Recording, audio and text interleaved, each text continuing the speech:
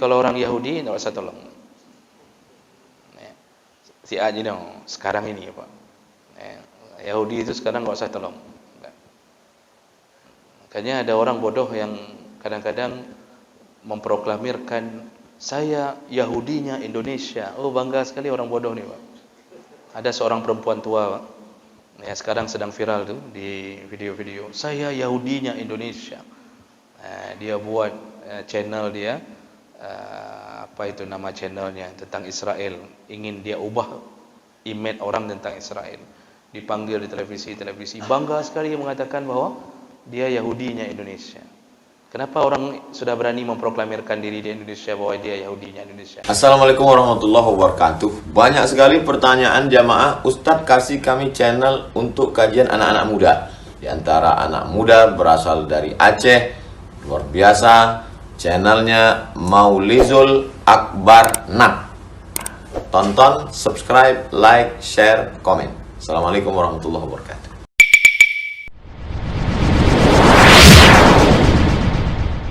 وبركاته.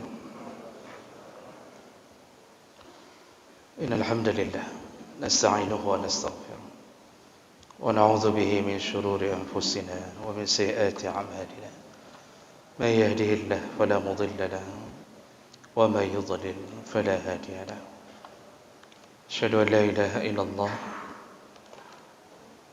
وحده لا شريك له وأشهد أن محمدا عبده ورسوله الكريم اللهم صل وسلم على نبينا وسيدنا المصطفى محمد وعلى آله وأصحابه أجمعين أما بعد رب اشرح لي صدري ويسر لي أمري واحلل عقدة من لساني يفقهوا قولي. Segala puji bagi Allah, kemudian salawat dan salam pada Rasulullah, pada keluarga dan seluruh sahabat-sahabatnya. Ya Allah muliakan bapak-bapak dan ibu-ibu jamaah salat maghrib dan Isya insyaAllah. Dan semoga Allah membalas kehadiran kita dengan pahala yang berlimpah insyaAllah. Bapak ibu yang Allah muliakan, kita masih membahas tentang adab ketika berada di jalan, dan kita sudah bahas beberapa adab ketika orang melakukan majlis atau duduk-duduk di samping-samping jalan. Dan di antara yang sudah kita bahas adalah seseorang ketika berada di samping jalan, maka hendaknya dia menahan pandangan matanya, menundukkan pandangan matanya, kemudian hendaknya dia menahan agar tidak memberi mudarat pada orang dengan kehadirannya di samping jalan.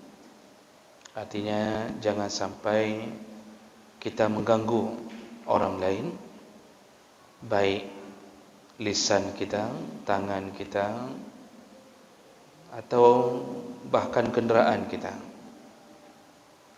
Yang dimaksud tentu jangan parkir yang menyebabkan orang sampai macet, tidak bisa jalan. Ini ada orang-orang yang tidak pernah mengaji, tidak faham adab dalam agamanya sendiri. Bahkan ketika jalan sempit pun dia pakai mobil, lalu dia parkir hampir separuh badan jalan, sehingga orang di belakang kadang-kadang sampai macet. Ini sebenarnya tidak beradab selama masih bisa dia pinggirkan ke samping-samping jalan. Kemudian wajib menjawab salam. Kalau siap duduk samping jalan, wajib menjawab salam. Tidak boleh bosan-bosannya menjawab salam. Kemudian melakukan amar ma'ruf dan nahi mungkar. Kalau sudah berani duduk di samping jalan, maka semua kebaikan itu wajib kita sampaikan, dan kemungkaran wajib kita cegah. Seandainya kemungkaran itu lewat di depan mata dan tidak kita cegah, maka itu menjadi salah satu dosa bagi kita. Jadi ini yang sudah kita bahas. Baik, kita lanjutkan berikutnya. Ada berikutnya, yaitu hidayatus sabil anit tariq. Bagi mereka yang berada di samping jalan, maka hendaknya mereka bersedia dan selalu siap sedia untuk memberi petunjuk jalan bagi mereka yang menanyakan arah jalan. Mereka yang tidak tahu jalan, yang tersesat, dan mereka kemudian melihat kerumunan orang di samping jalan, atau mungkin kita berada di samping jalan saat itu, atau kita punya toko samping jalan, lalu orang turun untuk menanyakan jalan, maka wajib bagi kita menunjukinya. Tidak boleh acuh tidak acuh, dan tidak boleh membohonginya. Nabi sallallahu alaihi wasallam yang mengatakan masalah ini. Jadi dalam hadis riwayat Ahmad, Tirmizi dengan derajat yang hasan, Rasulullah sallallahu alaihi wasallam mengatakan, in abaitum illa an tajlisu, kalau seandainya engkau terpaksa atau sudah terbiasa duduk-duduk di samping jalan, maka fahdu as-sabil. Di antara kewajibanmu adalah fahdu as-sabil, yaitu memberi petunjuk bagi orang yang kehilangan arah. Jadi resikonya begitu, Pak, dan itu wajib. Jadi, jangan sampai ada orang yang turun tanya alamat kita, karena sudah dari tadi pagi kita duduk, ada sekitar 12 orang yang nanya. Orang ke-13 kita tidak mau jawab lagi. Kita bilang, oh katanya mbak gau kahek, dari pulau mengah aku jauh-jauh punya. Itu tidak boleh. Tidak boleh seseorang sudah tanya semua orang. Saya dari tadi pagi sudah kasih jalan orang ini, kasih tahu jalan. Dah bosan saya. Oh, kalau bosan jangan buat toko di samping jalan. Jangan duduk-duduk di samping jalan. Walaupun perintah ini bentuknya adalah sunnah, tapi makruh kalau seandainya ditinggalkan, sehingga seseorang menjawab orang-orang yang membutuhkan pertolongan dia dengan acuh tak acuh. Dan ini tidak bisa dihilangkan dari kehidupan kita, karena ada musafir-musafir yang kadang-kadang kehilangan arah, maka dia turun, maka dia akan menanyakan alamat kepada kita. Dalam hadis yang lain dari Abi Hurairah radhiyallahu anhu, ada seseorang bertanya kepada Nabi, sa'alu an-Nabi sallallahu alaihi wasallam an haqqit tariq. Ada seseorang bertanya kepada Nabi tentang kewajiban orang yang duduk di samping jalan. Lalu Rasulullah menjawab salah satunya adalah irsyad. Wajib hukumnya memberi petunjuk kepada orang yang membutuhkan petunjuk.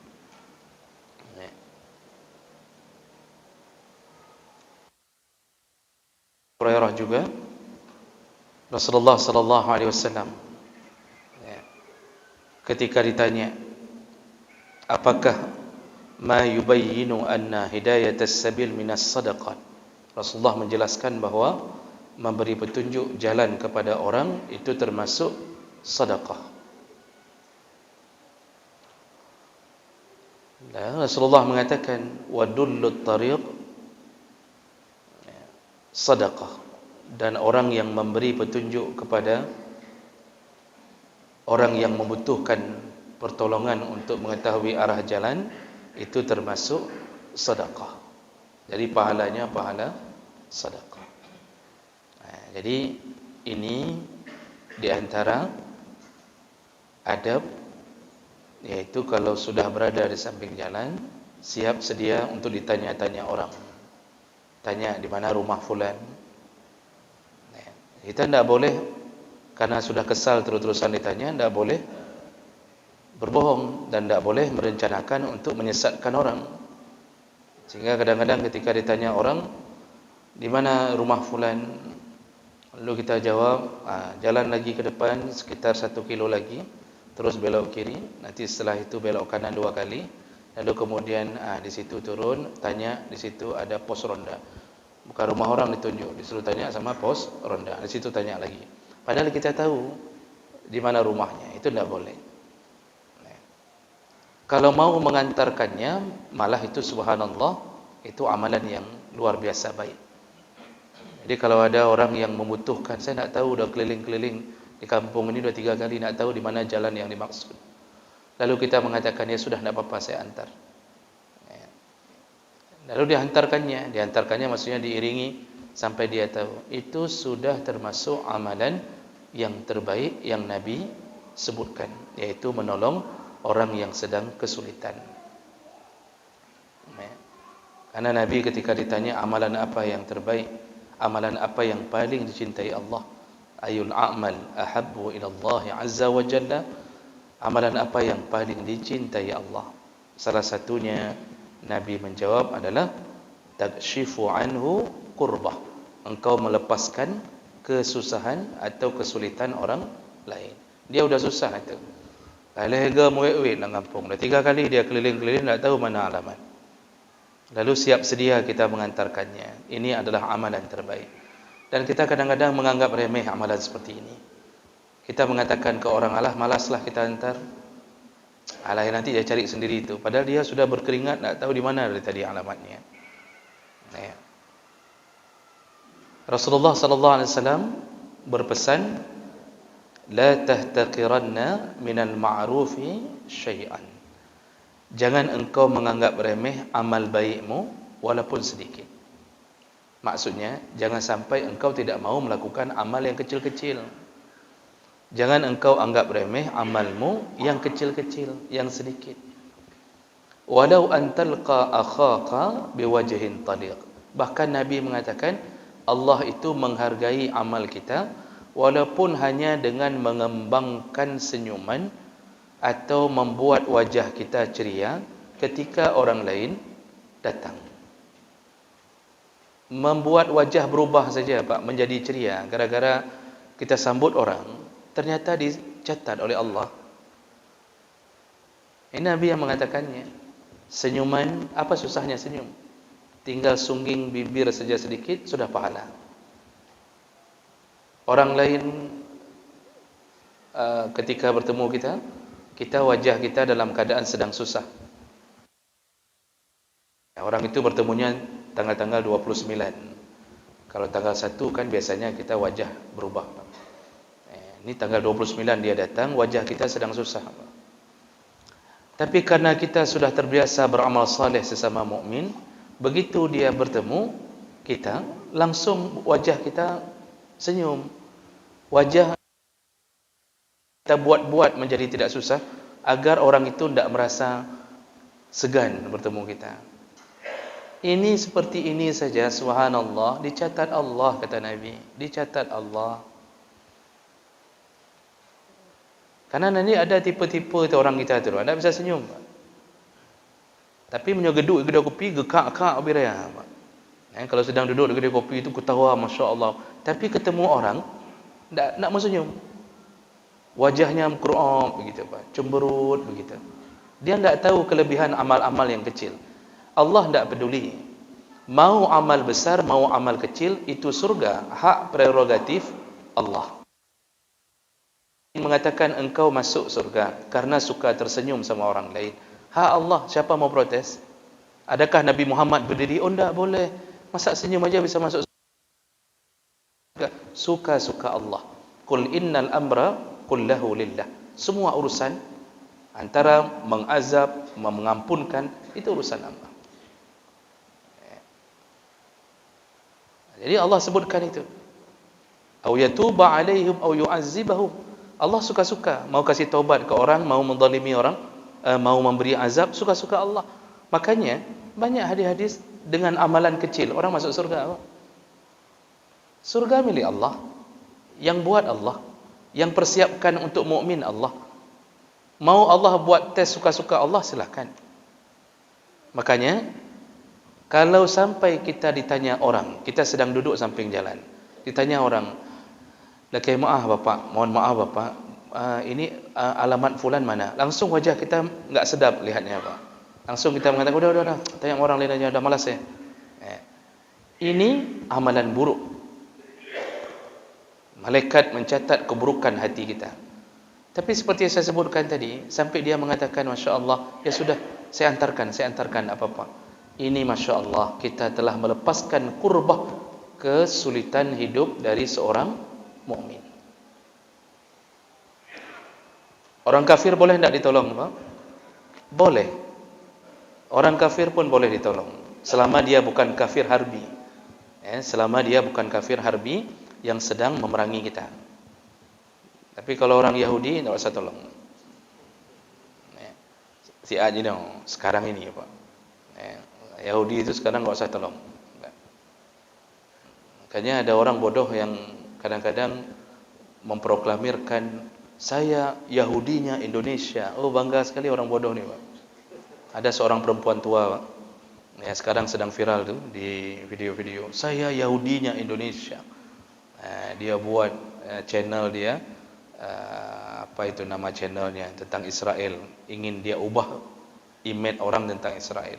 Dipanggil di televisi, bangga sekali mengatakan bahwa dia Yahudinya Indonesia. Kenapa orang sudah berani memproklamirkan diri di Indonesia bahwa dia Yahudinya Indonesia?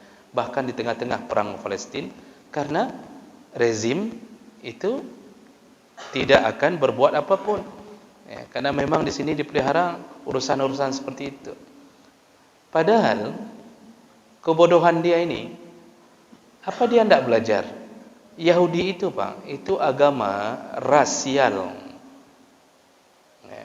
Yahudi itu tidak mengakui orang yang beragama Yahudi kalau dia bukan keturunan Yahudi. Dari tahun 1946, salah satu persiapan Yahudi untuk membuat Israel Raya itu mengundang semua nasab Yahudi yang punya darah Yahudi, diundang untuk berkumpul di tanah Yerusalem. Itu mereka berkumpul, dan yang berkumpul itu semua yang punya darah Yahudi. Kita yang coba-coba mengaku sayalah pembela Yahudi di Indonesia, tidak akan diizinkan tinggal di Israel Pak.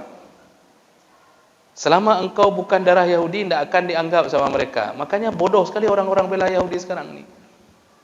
Itu ada Abu Duda, Abu Janda Pak. Oh, bangga sekali itu bela Yahudi. Dia pikir dia akan dibangga-banggakan oleh Yahudi. Itu agama rasial. Dia melihat dari keturunan. Tidak ada darah Yahudi, jangan coba-coba bela Yahudi. Tidak akan dianggap oleh mereka. Tidak akan diangkat jadi kadis di Yahudi pun tidak dianggap Pak. Jadi kepala dinas di Israel pun tidak dikasih itu. Kepala sekolah aja tidak dikasih kalau di sana itu, kalau bukan yang turunan Yahudi. Jadi ini kebodohan yang dibuat. Nah, mereka itu berkumpul di Yerusalem, diajak untuk semua datang. Sekarang sudah sekitar 7 jutaan orang tinggal di tanah Israel itu. 4 jutaannya lagi tersebar di Amerika, puluhan ribu lainnya, ratusan ribu lainnya tersebar di hampir seluruh dunia, termasuk Indonesia. Jadi 7 jutaan. Orang Aceh 4 juta. Mereka 7 jutaan. Cuma karena di belakangnya ada bapaknya Amerika, disitulah kesombongan mereka. Padahal cuma 7 jutaan Pak. Kita suruh kencing orang Jawa saja semua tenggelam di Israel Pak. Tak usah kita kirimkan. Orang-orang Jawa kan banyak sekali Pak. Di tanah Jawa ramai sekali kan. Kalau kita kan cuma 4 juta. Tak cukup pasukan. Itu saudara-saudara kita dari Jawa, kita suruh kencing saja ke Israel, itu tenggelam itu Israel Pak. Nah, jadi perkara seperti ini dibolehkan menolong orang kafir selama dia bukan kafir harbi. Misal Cina tersesat, karena apa kata orang Aceh Pak, kalau Cina tersesat ini ada misal Cina Pak, Cina Kristen atau Buddha datang tanya, Tanya, boleh tahu tak jalan ke mana begini-begini? Dilihatnya Nyoh Cina, Nyoh dia kebut Nyoh Cina, Nyoh. Disesatkannya lagi, dibilang ke sana. Padahal ke sana itu, dia bilangnya ke sana, ke arah Yerusalem disuruhnya.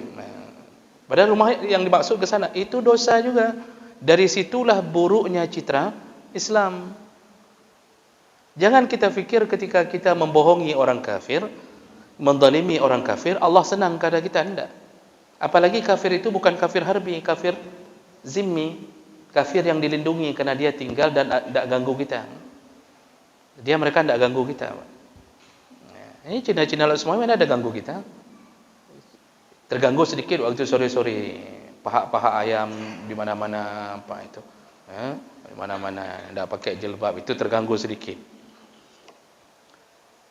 Yang urusan tidak diganggu apapun, enggak boleh kita mengganggu zimmi. Makanya Rasulullah mengatakan barang siapa yang menzalimi zimmi, akulah musuhnya. Sampai Rasulullah mengatakan ke umatnya sendiri, yang mengganggu kafir zimmi, membunuhnya, menumpahkan darahnya tanpa dosa mereka, artinya mereka tidak melakukan apa-apa untuk kita, maka akulah musuhnya, kata Rasulullah. Jadi Rasulullah memusuhi umatnya sendiri yang mengganggu kafir zimmi. Islam ini begitu mulia, Pak. Ini agama yang toleransi sangat. Makanya kalau orang-orang kafir, orang-orang Cina tanya jalan, kasih tahu yang sebenarnya.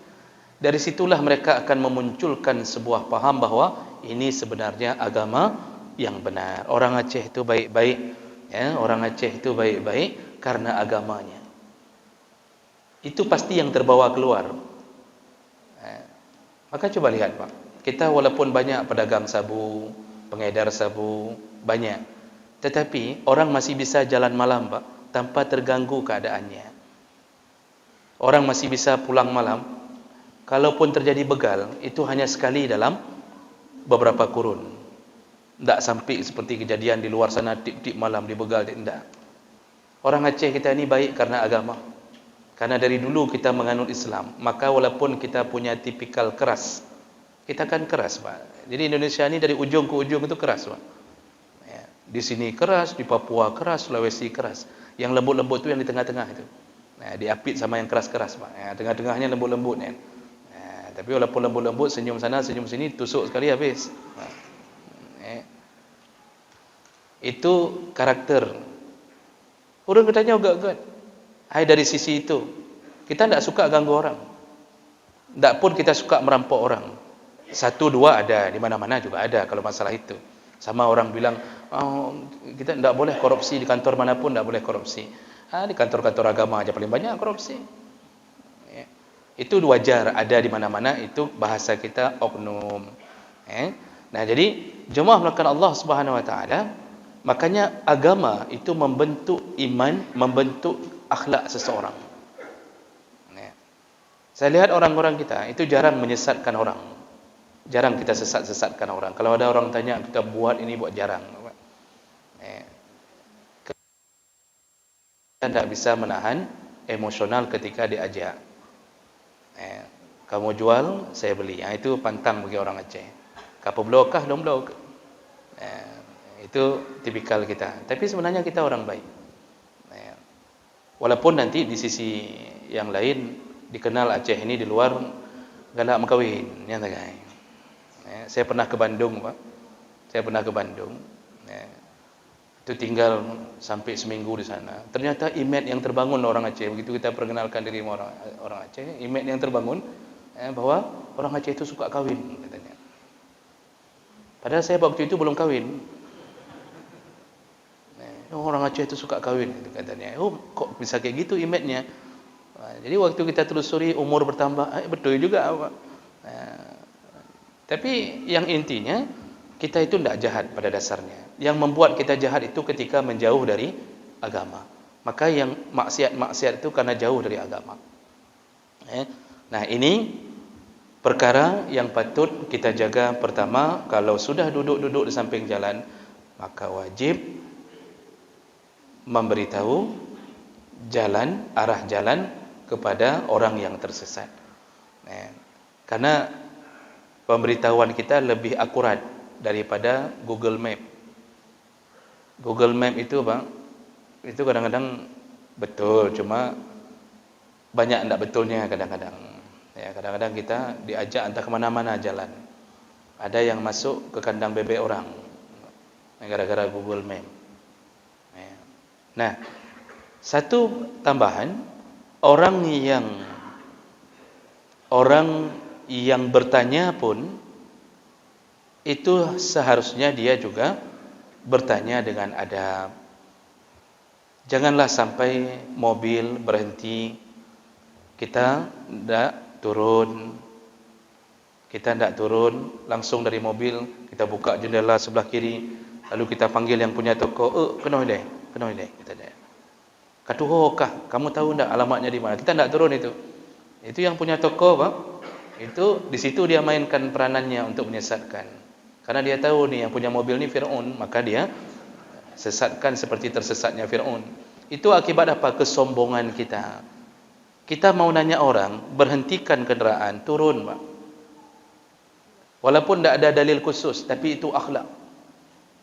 Apalagi kalau yang kita tanya orangnya lebih tua. Apalagi ada kerumunan sesama mukmin, beri salam. Ya. Kalau sudah kasih salam, itu semua jalan dia kasih. Ini ada yang model-model begitu, tidak ada adabnya. Ya, kecuali kalau kita pakai motor Honda yang kira-kira kita mau tanya ke orang yang sedang jalan, itu nggak mungkin kita turun, karena dia, kalau kita turun dia udah jalan langsung ke depan, kan begitu. Itu okey lah, kita langsung stop sebentar. Tapi kalau pakai mobil, itu jangan sampai tidak hormat kepada pejalan kaki. Karena dalam urusan memberi salam, masih ingat waktu kita belajar adab memberi salam, bagaimana Nabi katakan, yang naik unta kasih salam pada yang pakai keledai, yang pakai keledai dia yang duluan kasih salam kepada yang berjalan kaki, yang berjalan kaki dia duluan yang kasih salam kepada yang duduk. Itu adabnya. Jadi bukan orang bawah kasih salam ke atas, yang atas kasih salam, yang punya mobil itu kasih salam kepada yang pakai motor di sampingnya. Itu pakai Honda. Jadi bukan orang Honda yang lit motor yang bisa bukan. Orang motor buka jendela, Assalamualaikum. Itu adab sesama mukmin. Rasulullah sallallahu alaihi wasallam itu mengajarkan sampai sekecil-kecil itu. Itulah agama kita. Itulah kebenaran agama. Bapak Ibu, tidak ada dalam agama lain. Silakan cek dalam kitab agama lain yang bagian manapun yang mengajarkan kemuliaan sampai urusan kencing, jangan berdiri, lalu kemudian yang kecil-kecil, sampai urusan kalau batang kayu tumbuh, lalu setengah cabangnya sudah masuk ke rumah tetangga, maka buahnya itu menjadi mustarak, hak bersama. Begitu diajarkan dalam agama. Kita tanam pohon di tanah kita, lalu cabangnya menjorok ke rumah tetangga. Di sana rupanya berbuah banyak, maka buah itu milik bersama. Apa yang kerugian dari si tetangga menyapu sampah dari pohon kita, maka begitulah hak dia mendapatkan hasil dari pohon itu, tapi bersama. Dan itu yang punya pohon diajarkan dalam agama itu sampai dia datangi tetangga itu, minta keridhaan. Ini pohon saya udah masuk ke sini nih, kalau kita potong sayang, di sini banyak buahnya, izin pohon ini mungkin nanti akan di sini, sampahnya turun ke sana. Dan ibu kalau mau ambil buahnya, ambil aja, tidak apa-apa. Itu begitu seharusnya ada seorang mukmin. Itu keindahnya Islam.